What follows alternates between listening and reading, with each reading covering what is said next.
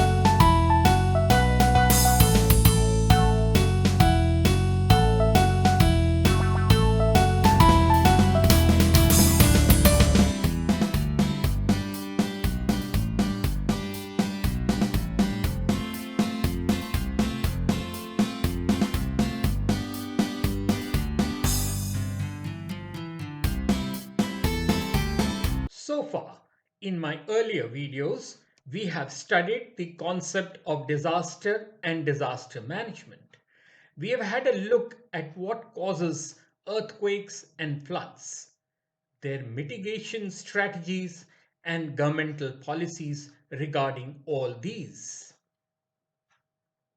We now come to the perennial problem of this nation, a problem so slow moving, so predictable, yet so dangerous in its effects, a problem which is even now present in a large portion of our country, and that is the problem of droughts.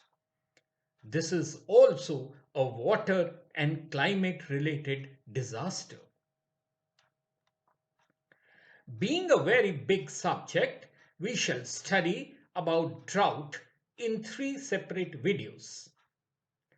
This, the first video, shall explain the concept of drought, its type, the drought situation in India, and the 9 major reasons for the occurrence of droughts in India.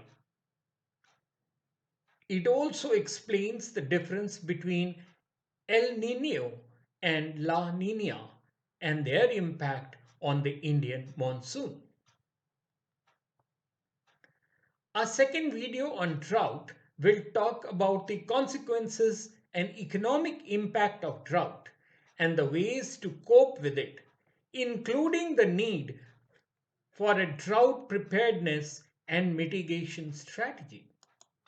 This second video will also discuss the traditional ways of water conservation in India. The third video on drought will discuss in detail about the National Disaster Management Guidelines on drought. So, let us start with the subject of drought. Drought is defined by the delicate balance between water supply and demand. Drought is a condition of acute scarcity of water, food, fodder, and employment due to scanty or no rainfall in an area. Whenever human demands for water exceed the natural availability of water, the result is drought. The inability of annual rainfall to recharge tanks and wells or underground water sources results in reduced supply of water to meet the requirements of the population. The greater the imbalance in supply of water, the higher is the intensity of drought. Since drought conditions develop over a period of time, people do not react to drought like they do to other sudden disasters like earthquakes and floods. Drought is an insidious hazard of nature. It is often referred to as a creeping phenomenon, and its impacts vary from region to region. Determining the start of a drought can be tricky. Unlike many hazards, the onset of a drought can be gradual and subtle. It can take weeks, months, or even years for the full effects of long-term inadequate rainfall to become apparent. The end of a drought can also be difficult to determine. While a single rainstorm will provide short-term relief from drought, it might take weeks or months before levels of precipitation return to normal. The start and end of a drought are often only clear in hindsight. The distribution of all the water on the Earth's surface is not even. Some places have lots of fresh water like rivers, lakes, lagoons, ponds, etc., and are continuously replenished by rainfall and water from underground. Other places are known to have very little water. Therefore, if a region that has lots of rainfall goes for a couple of weeks without rains, and people, animals, and plants begin to experience a bit of dryness, it can be called a drought. At the same time, that condition may be very normal for places with no water. They can go for months without any rains with little problem. Drought thus differs from aridity in that drought is temporary. Aridity is a permanent characteristic of regions with low rainfall. Drought is caused by not only lack of precipitation and high temperatures, but by overuse and overpopulation too.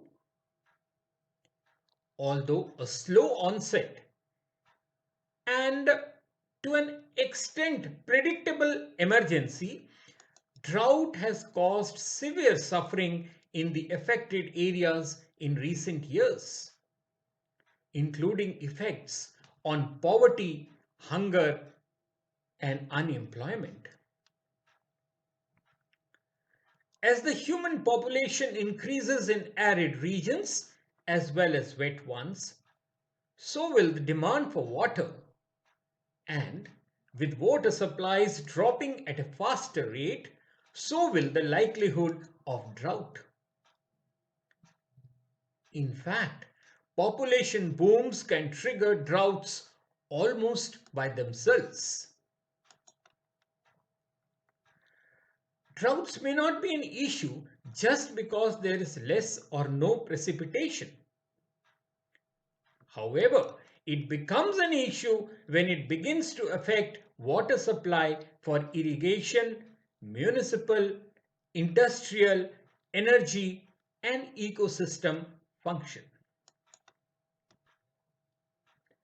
Drought means different things to different people. Now, if you are a meteorologist, it is the absence of rain, while to an agriculturist, it is the deficiency of soil moisture to support crop growth and productivity. To the hydrologist, it is the lowering of water levels in lakes and reservoirs, while for the city management, it may mean the shortage of drinking water. There are four main categories of drought. The first one is meteorological drought and is specific to different regions. For example, 20 inches, that is 51 centimeters of rain in a year is normal in some areas. But the same amount would be less than half the yearly average in others. Second, agriculture drought accounts for the water needs of crops during different growing stages. For instance, not enough moisture at planting may hinder germination, leading to low plant populations and a reduction in yield. Third, hydrological drought refers to persistently low water volumes in streams, rivers, and reservoirs. Human activities such as indiscriminate drawing of water from reservoirs can worsen hydrological droughts. Hydrological drought is often linked with meteorological droughts. And fourth, socio-economic drought occurs when the demand for water exceeds the supply. Examples of this kind of drought include too much irrigation or when low river flow forces hydroelectric power plant operators to reduce energy production. Let's have a look at the drought situation in India. How has drought affected India? About 50 million people in India are affected annually by drought. Of approximately 19 million hectares of rain-fed areas, about 40 million hectares are prone to scanty or no rain. Rainfall is poor in 9 meteorological subdivisions out of 36 subdivisions. Now, each meteorological subdivision covers a geographic area of more than 10 revenue districts in India. Drought in India has resulted in tens of millions of deaths over the course of the 18th, 19th, and 20th centuries. Indian agriculture is heavily dependent on the climate, as a favorable southwest summer monsoon is critical in securing water for irrigating Indian crops. In some parts of India, the failure of the monsoons result in water shortages, resulting in below average crop yields. This is particularly true of major drought prone areas such as the southern and eastern Maharashtra, northern Karnataka, Andhra Pradesh, Odisha, Gujarat, Telangana, and Rajasthan. In the past, droughts have periodically led to major Indian famines, including the Bengal Famine of 1770, in which up to one-third of the population in an affected areas died. The 1876-77 famine, in which over 5 million people died, and the 1899 famine, in which over 4.5 million people died. The next question that comes to mind now is as to how many types of drought are there in India. Well, there are 7 main types of drought in India, and well, these are the meteorological drought, the hydrological drought, the agricultural drought, the soil moisture drought, socio-economic drought, famine and ecological drought. Right, let's study them individually. Meteorological drought describes a situation where there is a reduction in rainfall for a specific period, that is days, months, seasons or year, below a specific amount. That means long-term average for a specific time. The India Meteorological Department, the IMD, has defined drought as a situation occurring in any area when the mean annual rainfall is less than 75% of the normal rainfall. IMD has further classified droughts into two broad categories.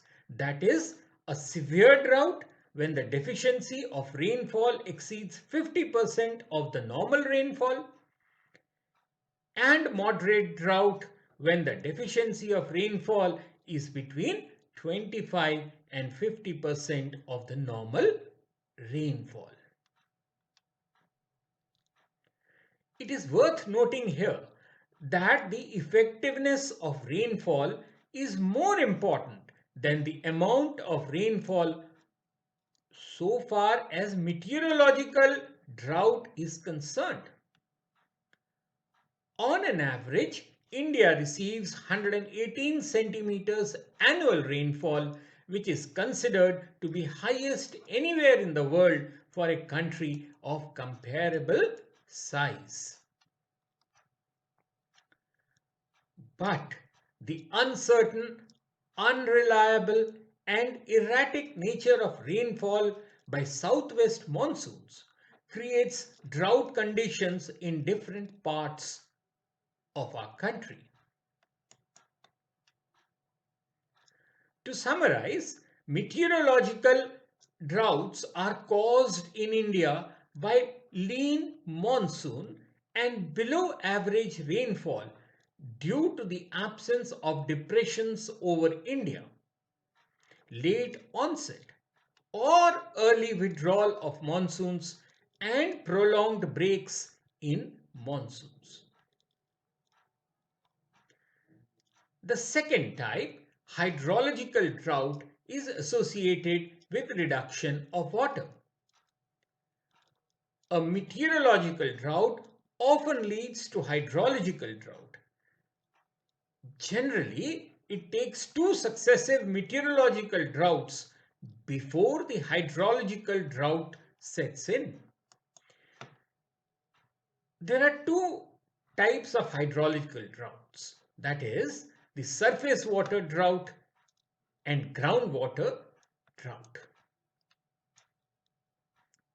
Surface water drought is concerned with drying up of surface water resources such as rivers, streams, lakes, ponds, tanks, reservoirs, etc. There are many processes besides meteorological drought which lead to surface water drought. Large-scale deforestation is the main cause of surface water drought. Some other unwanted human activities have led to the enhancement of the flood drought duo. Important among them are ecologically hazardous mining, indiscriminate road construction, and spread of non-terraced agriculture. For example, in the Don Valley, limestone quarrying has drastically changed the surface water flow in the valley, turning several perennial rivers into carriers of monsoon floods which go dry after the monsoon. Groundwater drought is associated with the fall in the groundwater level. This happens due to excessive pumping of groundwater without compensatory replenishment and creates more or less irreversible groundwater drought even in normal rainfall conditions. Groundwater replenishment depends upon the availability of surface water obtained from rainfall and nature of soil. The northern plain of India has soft and porous alluvial soils. These soils permit percolation of water and help in groundwater replenishment. In contrast, the peninsular plateau area is made up of hard and impervious rocks which hinder the process of groundwater replenishment. The third type of drought in India is agricultural drought, which is concerned with the impact of meteorological hydrological drought on crop yield. When soil moisture and rainfall conditions are not adequate enough to support a healthy crop growth to maturity, thereby causing extreme moisture stress and wilting of major crop area, it leads to agricultural drought. Agricultural drought may occur even when there is no meteorological drought and vice versa. It is worth noting that agricultural drought is a relative category depending upon the value of plant and soil. What could be a drought condition for the cultivation of rice could well be a suitable condition for wheat. Thus, the choice of crops evolves according to variations of climatic and soil conditions. The indigenous dry crops prove very high yielding when there is optimum use of water. However, under extreme condition of soil water drought, no plant can survive, and this condition is termed as desertification. With the onset of Green Revolution in India in the 1960s, high-yielding varieties of seeds have replaced the traditional drought-resisting seeds. The use of fertilizers has also increased the water requirements of different crops. It has been found that the organic matter content of high yield variety seeds is quite less. Organic matter input to soil increases its water holding capacity, and soils rich in organic content don't dry quickly. Hence, the use of these high yield seeds has increased the risk of agricultural drought to a great extent. Change in cropping pattern, particularly with the introduction of green revolution technology, has also led to soil water drought. The indigenous cropping pattern was in tune with the agroclimatic conditions of the concerned region. With the introduction of an alien cropping pattern, more water demanding crops have gained importance. Now, this has led to soil water drought. Let me give you an example. Rice cultivation was practically unknown in Punjab, Haryana, and western Uttar Pradesh before Green Revolution, as this region is not suitable for rice cultivation considering the amount of rainfall received.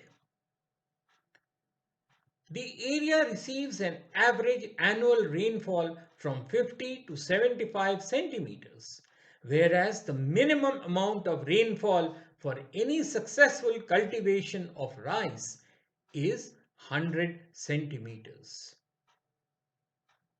This change in the cropping pattern has put a heavy strain on the meager water resources, leading to acute occasional droughts.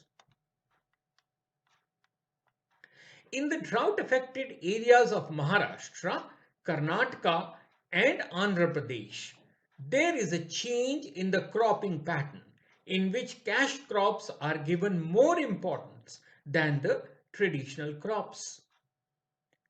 Thus, while the staple crops are denied water, cash crops like sugarcane and grapes are given priority with respect to irrigation.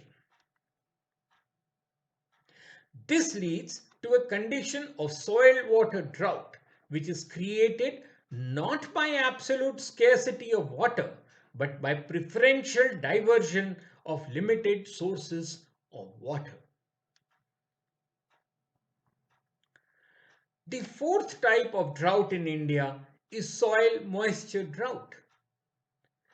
This is a situation of inadequate soil moisture, particularly in rain-fed areas, which may not support crop growth. Now, this happens in the event of a meteorological drought when the water supply to soil is less and water loss by evaporation is more. The fifth type of drought is socio-economic drought. It reflects the reduction of availability of food and income loss on account of crop failures, endangering soil, or rather endangering food and social security of the people in the affected areas. The sixth type of drought is famine. A famine occurs when large-scale collapse of access to food occurs, which without intervention can lead to mass starvation. The seventh and final type of drought is ecological drought, which takes place when the productivity of a natural ecosystem fails significantly as a consequence of distress-induced environmental damage. Now, what causes drought the world over? There are four major reasons for this. The first reason is lack of rainfall or precipitation. Droughts can occur when there is a lack of expected precipitation, that is, rain and snow. Now, do note that I am saying expected because the lack of rain alone does not mean a drought. Some regions can go for months without rain, and that would be normal for them. Farmers plant in anticipation of rains, and so when rains do not come and irrigation infrastructure is absent, agriculture drought occurs. The second reason is surface water flow. Some regions are also well distributed with surface water, that is, streams and rivers, that have their sources from faraway mountains or watersheds. These surface waters may dry out if the flow from their sources upstream is affected. Hydroelectric dams and irrigation systems are some of the economic activities that can reduce the amount of water flowing to other areas downstream. The third cause is human factors. Forests, that is trees, play a key role in the water cycle as they help reduce evaporation, store water, and also contribute to the atmospheric moisture in the form of transpiration. This means cutting down trees, deforestation in the name of economics will expose surface water to more evaporation. It will also reduce the ability of the ground to hold water and make it easier for desertification to occur. It can set off drying conditions, especially for smaller water bodies. Cutting down trees is known to reduce a forest's watershed potential. The fourth major reason is global warming. Even though some people do not accept that the average temperature of the earth has risen, it is on record that human actions have contributed to more greenhouse gases in the atmosphere. As a result, there are warmer temperatures, often resulting in more dryness and bush fires. These conditions also tend to speed up drought conditions. Let us now have a look at the 9 major reasons for the occurrence of droughts in India. The first reason is uneven distribution of monsoon. Failure of rainfall over a prolonged period makes it difficult to recharge the groundwater and causes crop failure. The second reason is lack of water vapor in the atmosphere. This is also related to low or erratic monsoons. When there is less water in the atmosphere, the moisture present in the soil tends to evaporate into the atmosphere. This leaves the land barren and produces low yield of crops, resulting in famine. The third reason is climate change. The increasing heat during the summers causes more water to evaporate, and unless there are rains to compensate for the loss, droughts are imminent. Even burning of fossil fuels are contributing to climate change and imminent rise in temperature, thus evaporating more and more water from the land surface. The fourth reason is related to ocean temperatures. The El Nino effect has been held responsible for controlling monsoons in the Indian subcontinent. Abnormally high sea surface temperatures have resulted in increased evaporation and heavy rains across many places in India.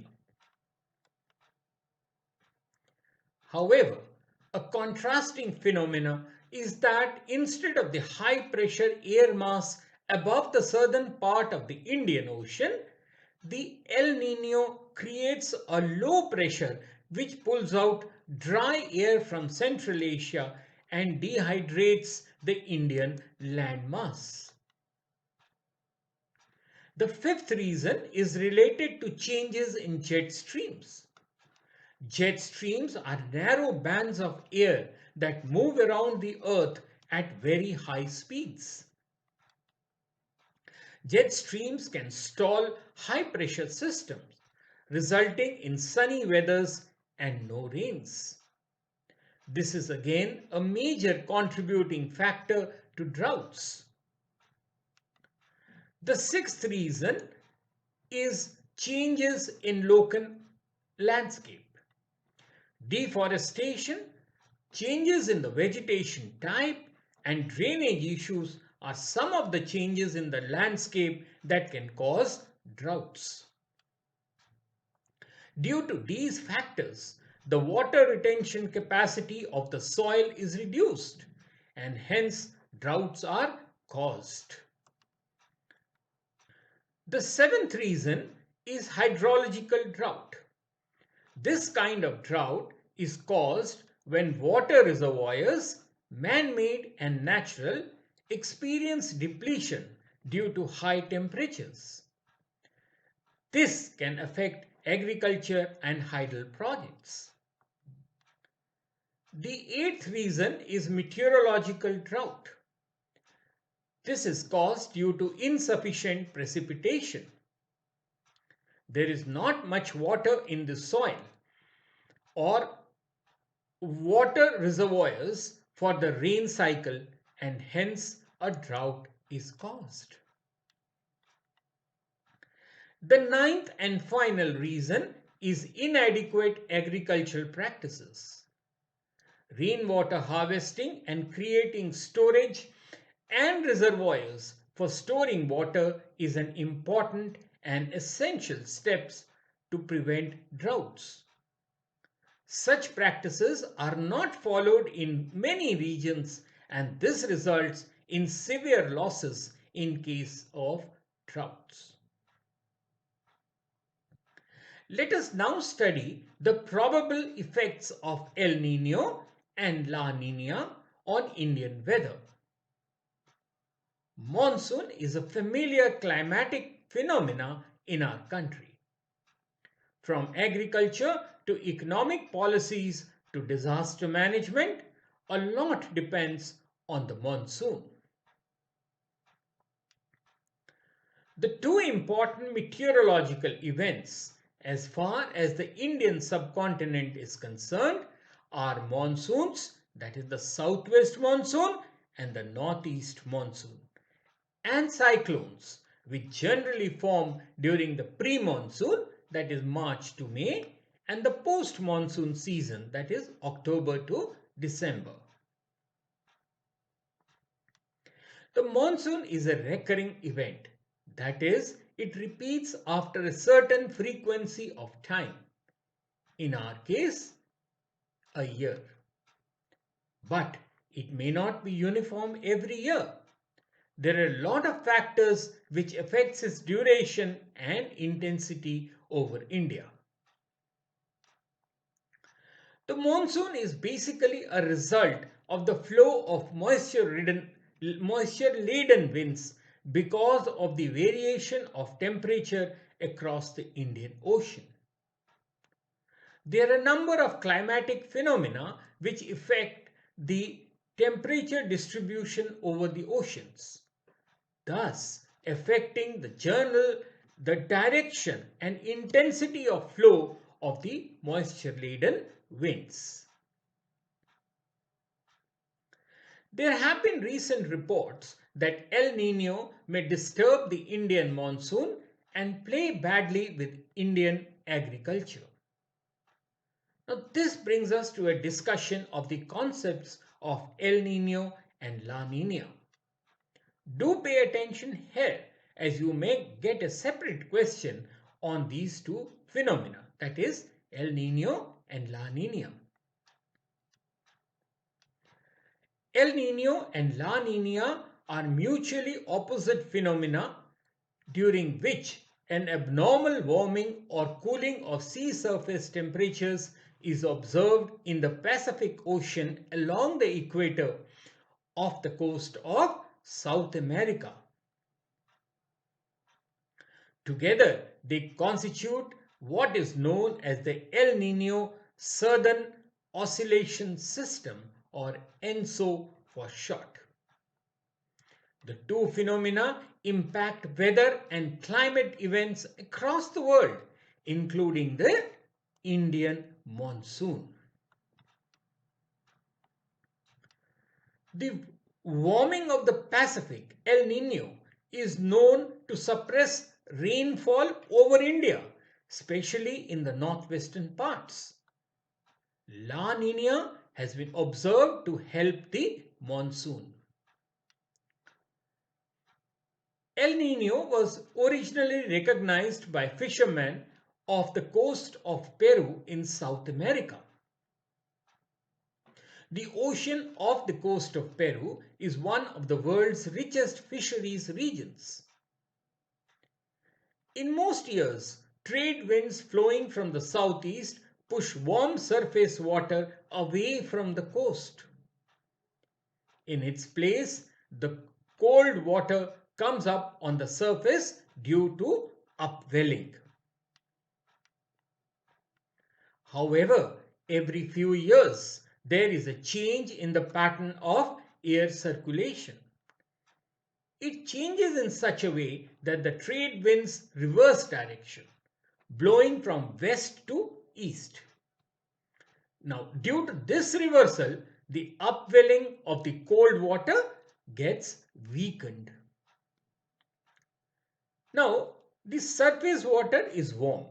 The accumulation of large mass of warm air allows formation of more and more clouds, and this would bring destructive rains that occur in normally dry areas of Peru and Chile. This leads to rise in surface temperature over the Indian Ocean, Indonesia and Australia. So, while there is rain and floods in the eastern Pacific, drought sets in over Asia as high pressure builds over the cooler ocean waters. La Nina, which means the little girl, or simply a cold event or a cold episode, is the cooling of water in the eastern Pacific Ocean. Now, here is what happens in La Nina. The water in eastern Pacific, which is otherwise cool, gets colder than normal. There is no reversal of the trade winds, but it causes strong high pressure over the eastern equatorial Pacific. On the other hand, low pressure is caused over western Pacific and off Asia. Now, this has so far caused the following major effects: drought in Ecuador and Peru, low temperature, high pressure in the eastern Pacific, heavy floods in Australia, high temperature in western Pacific, Indian Ocean and off the coast of Somalia, and good rains in India. Both El Nino and La Nina are part of a larger cycle called ENSO, or El Nino Southern Oscillation. The El Nino warm event and La Nina cold event have now established themselves as an integral part of the global climate system. They are a recurrent phenomena with an average return period of 4.5 years. But they can recur in as little as 2 or as much as 10 years apart. Such events have occurred for millennia and can be expected to continue to occur in the future. So, what is the impact of El Nino and La Nina on Indian weather? El Nino during winter results in development of warm conditions. During summer, it leads to dry conditions and deficient monsoon. On the other hand, La Nina results in better than normal monsoon in India. In the recent past, India experienced deficient rainfall during El Nino years 2002 and 2009, whereas monsoon was normal during the El Nino years 1994 and 97. Now, this so far implies that in about 50% of the years with El Nino during summer, India experienced droughts during monsoon. Well, that's all from me in this video. Our second video on drought will talk about the consequences and economic impact of drought and the ways to cope with it, including the need of a drought preparedness and mitigation strategy. Now, this second video will also discuss the traditional ways of water conservation in India. This video is based on the information freely available on the internet. No originality is claimed for the same. The intention of this video is only to prepare candidates for answering examination questions on the subject and not for any financial gain. Do like and share this video and do subscribe to my channel now so that you do not miss out on my previous or future videos. Till later then, cheerio.